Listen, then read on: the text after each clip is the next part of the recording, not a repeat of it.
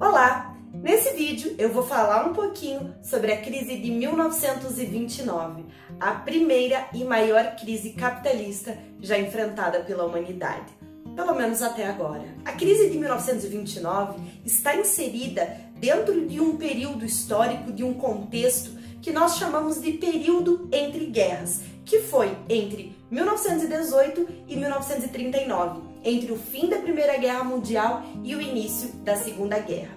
Dois grandes acontecimentos, dois grandes aspectos caracterizam esse período, que foi justamente essa crise capitalista e a ascensão dos regimes totalitários. Os Estados Unidos foram os grandes vencedores da Primeira Guerra Mundial. Eu sempre falo que numa guerra, apesar de ter os vencedores, todo mundo sai perdendo, alguns mais e outros menos. Mas no caso da Primeira Guerra Mundial, os Estados Unidos saíram em uma vantagem muito grande, porque eles participaram da guerra, mas só no finalzinho, do lado dos vencedores. Não tiveram batalhas no seu território, porque elas aconteceram lá na Europa, e os Estados Unidos ainda, durante toda a guerra, venderam muitas armas, alimentos, munição, muita coisa para os países que estavam em guerra lá na Europa. E com o fim da guerra, os Estados Unidos, lá com o Tratado de Versalhes,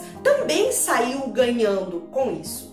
E os países europeus, depois do término da Primeira Guerra, estavam arrasados. Mesmo os países que venceram, a França, a Inglaterra, esses países estavam destruídos. A indústria estava destruída, tinha uma crise econômica porque gastaram muito na guerra. Então, as indústrias europeias dessa época, elas estavam voltadas principalmente para a indústria bélica. Então, bens de consumo, alimentos, muitas dessas coisas eram compradas justamente dos Estados Unidos. Então, os Estados Unidos, nessa época, era o grande produtor industrial mundial. A produção industrial dos Estados Unidos na década de 1920, só dos Estados Unidos, correspondia a cerca de 45% de toda a produção mundial. Ou seja, quase metade de todos os produtos industrializados do planeta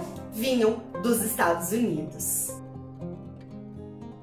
Além de tudo isso, quando esses países, ao término da Primeira Guerra Mundial, estavam com a sua economia arrasada, pediram muitos empréstimos aos bancos estadunidenses. E os Estados Unidos, então, estavam numa boa. A Primeira Guerra Mundial foi super positiva para a economia dos Estados Unidos.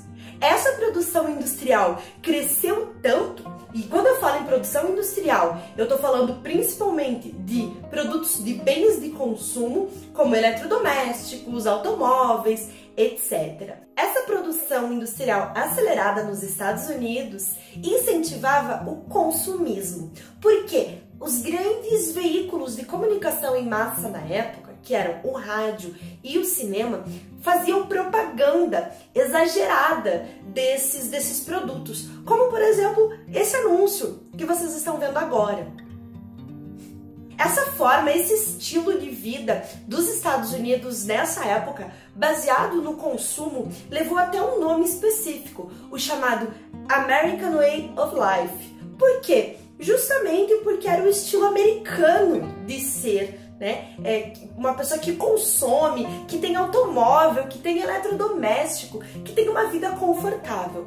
Obviamente que isso não se estendia a toda a população. Nós estamos falando aqui de uma parcela da população mais rica.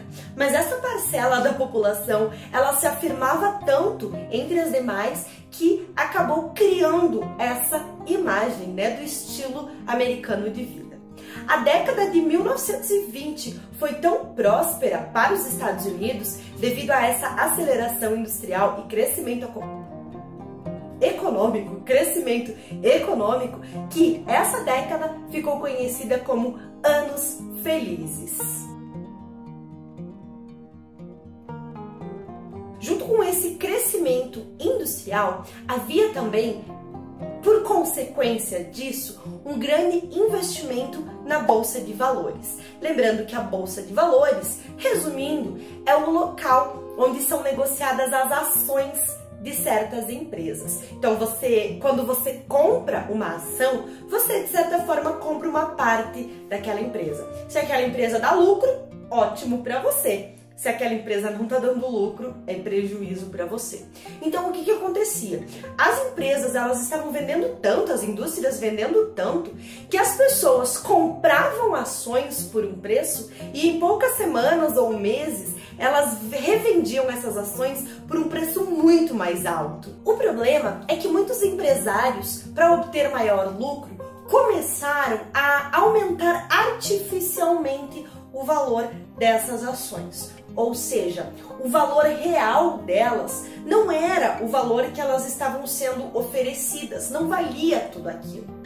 Essa prática é chamada de especulação e é muito perigosa, porque você aumenta artificialmente os preços, você faz as pessoas acreditarem que aquela empresa, que aquela indústria, ela realmente vale tudo isso, mas depois quando a pessoa compra, ela não tem esse retorno desejado. Então, isso causou assim um grande problema para os Estados Unidos. E essa especulação da Bolsa de Valores foi o grande motivo que desencadeou essa grande crise lá no ano de 1929. Essa situação, ela realmente foi perceptível quando no final da década de 1920, uma grande indústria estadunidense faliu. E uma indústria que tinha ações muito altas. Então, já prevendo que poderia estar acontecendo alguma coisa assim, numa quinta-feira, dia 24 de outubro de 1929, muitos acionistas correram para a Bolsa de Valores para tentar vender urgentemente essas ações antes que as empresas das quais eles eram acionistas também falissem. E esse dia, quando esses vendedores tentaram vender essas ações, mas não tinha compradores, ficou conhecido como Quinta-feira Negra. Porque é o dia que marca o crash, a quebra da Bolsa de Valores de Nova York. De 24 de outubro de 1929 até o dia 29 de outubro. Esse período, então, é conhecido como o período da quebra da Bolsa de Valores de Nova York. E aí, a situação dos Estados Unidos não ficou nada boa.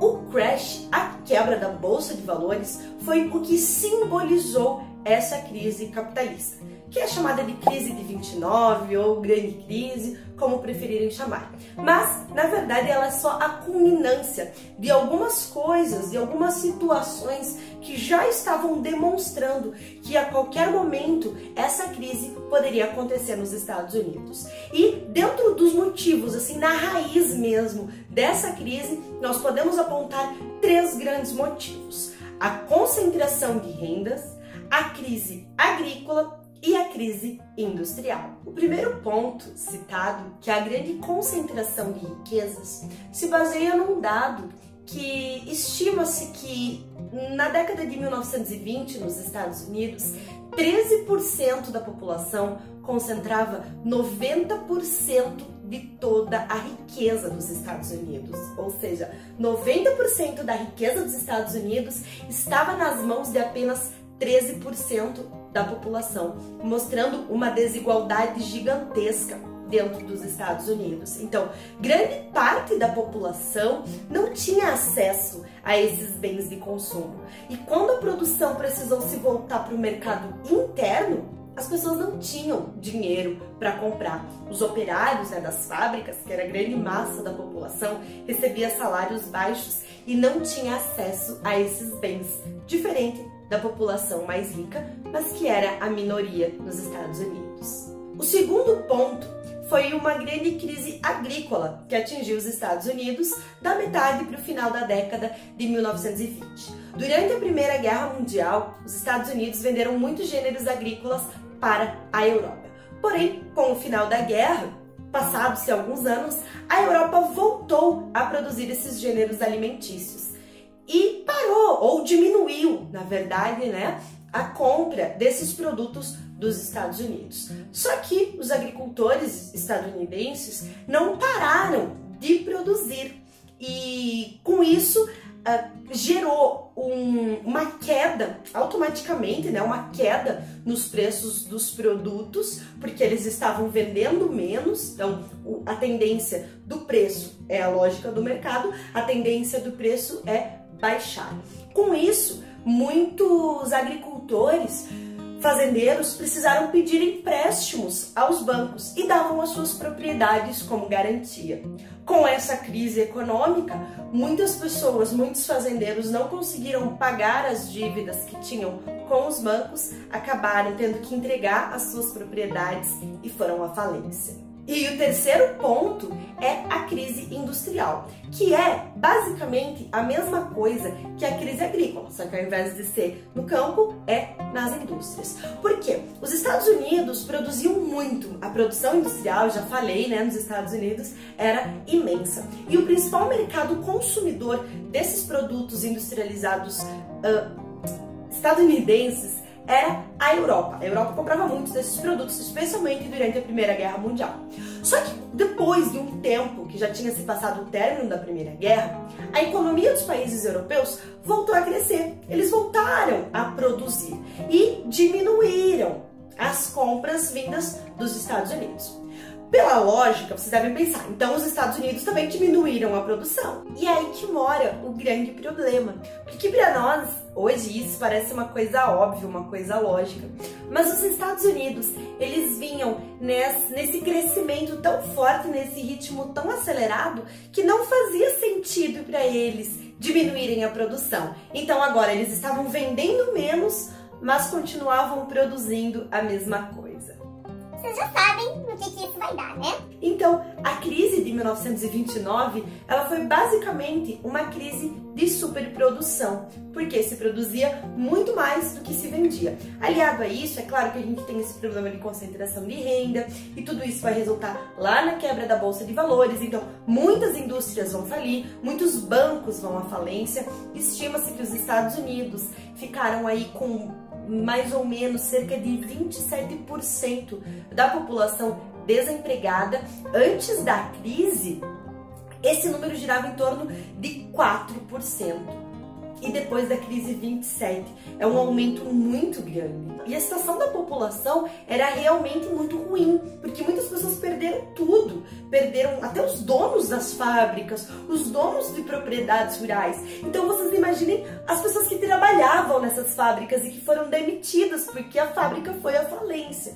Então essa imagem que vocês estão vendo agora, por exemplo, ela mostra uma fila de pessoas desempregadas nos Estados Unidos para pegar um pouquinho de sopa que era distribuída pelo governo, porque muitas dessas pessoas não tinham dinheiro nem mesmo para poder se alimentar. E essas outras imagens que estão passando também são imagens que retratam o que aconteceu com os Estados Unidos depois dessa grande crise capitalista. Então, essa crise, na verdade, ela gerou um ciclo vicioso muito grande.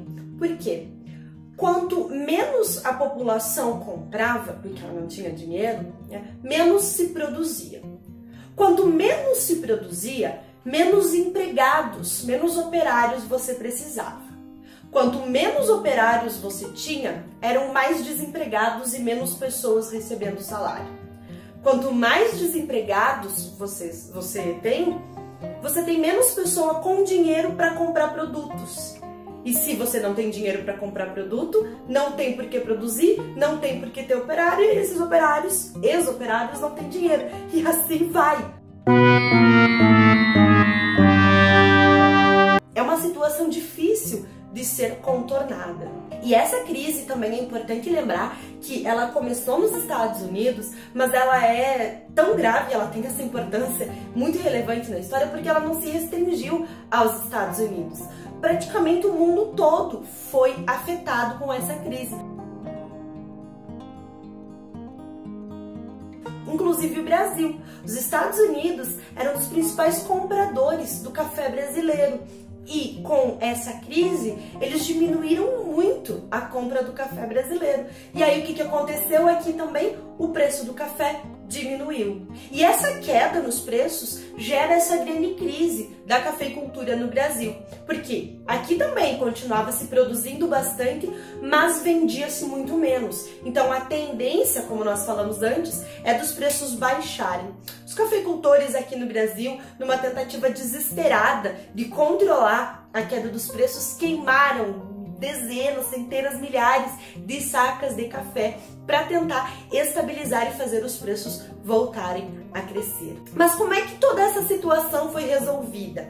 Essa crise, costumamos dizer que ela durou de 1929 até 1933, porque em 1933 a economia dos Estados Unidos aos poucos voltou a crescer. De que forma isso aconteceu? Foi durante o governo de Franklin Roosevelt. O Roosevelt ele foi eleito para a presidência dos Estados Unidos no ano de 1932. E ele era um grande defensor da intervenção do Estado na economia. Existia pouca intervenção do Estado na economia antes da crise, mas a crise mostrou que era preciso o Estado intervir para tentar controlá-la. Então, o Roosevelt ele fez um plano que em inglês chama-se New Deal, traduzindo o novo acordo. E eu vou explicar para vocês, então, de forma breve, alguns pontos principais do novo acordo que ajudaram os Estados Unidos a superar essa crise. Um dos pontos, então, desse acordo ele previa um investimento pesado em obras públicas, construções, entre outras coisas, porque isso geraria empregos. As pessoas, então, estariam empregadas e com isso elas voltariam a consumir. Isso recuperaria a economia dos Estados Unidos. Esse acordo também previa a destruição de alguns gêneros agrícolas. Os excedentes, as sobras, as coisas que tinham sido produzidas em grande quantidade para controlar os preços. Porque se você não tivesse mais o excedente desses alimentos, desses produtos, os preços voltariam a se normalizar. Também previa o controle da produção, tanto agrícola quanto industrial. A partir daquele momento, tanto os fazendeiros quanto as indústrias só poderiam produzir uma determinada quantia daqueles produtos, porque isso evitava uma nova crise de superprodução.